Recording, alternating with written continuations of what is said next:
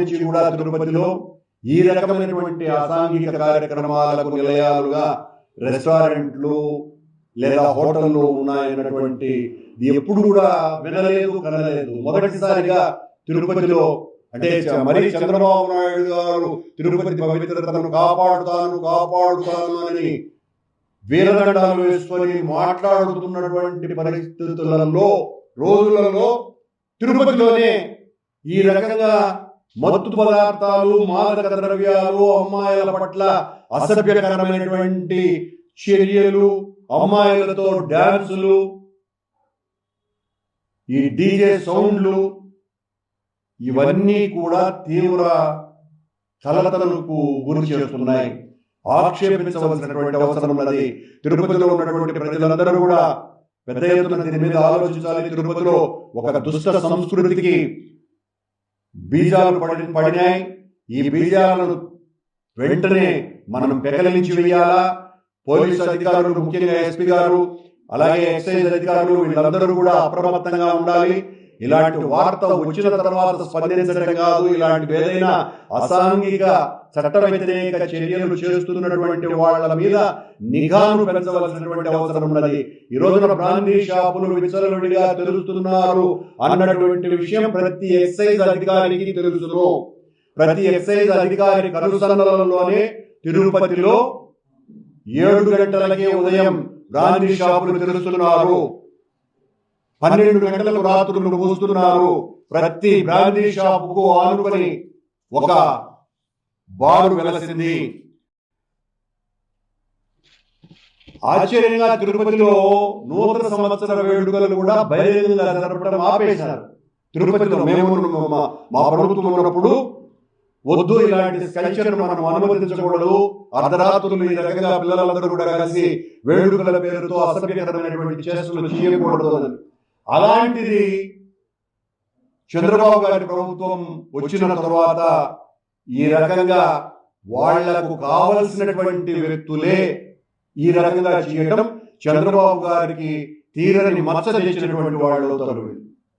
చంద్రబాబు గారు దీనిని దృష్టి సారించాలా. మీకు చాలా చెడ్డ పేరు తెచ్చేటువంటి వ్యక్తుల పట్ల మీరు అప్రమత్తంగా ఉండాలా. అంటే మీరు చేయడం లేదు, మీ ఆదేశాలు లేవని అనుకొని నేను చెప్తున్నటువంటి మాట. మరి మీ ఆదేశానుసారమే చేస్తే ఇక దేవుడే దిక్కు.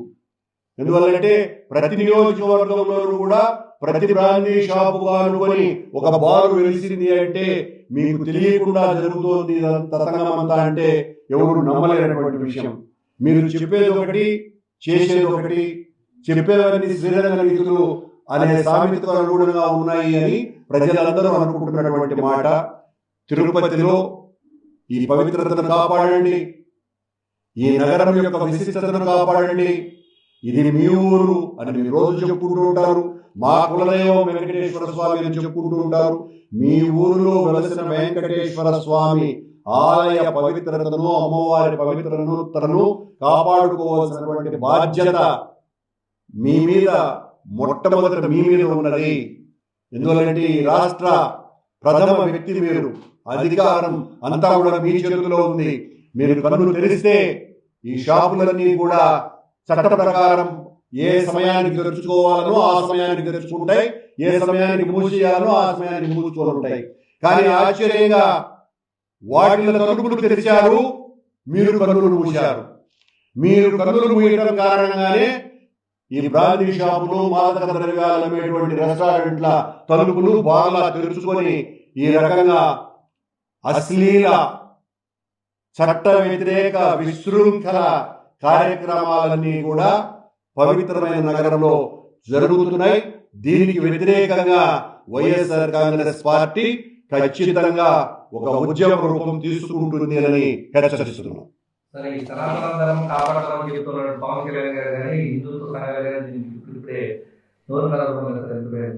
ఖచ్చితంగా పవన్ కళ్యాణ్ గారు సమాధానం చెప్పాలి.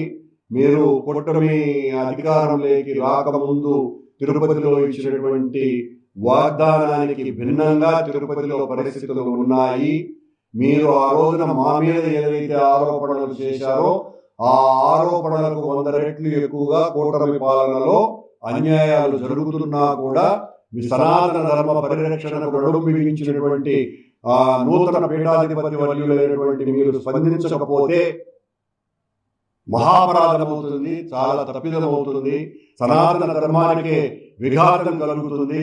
కనుక మీరు వెంటనే మీ దండాన్ని బయటికి తీయవలసినటువంటి అవసరం ఉన్నదని పవన్ కళ్యాణ్ గారిని కూడా విజ్ఞప్తి చేస్తున్నాను.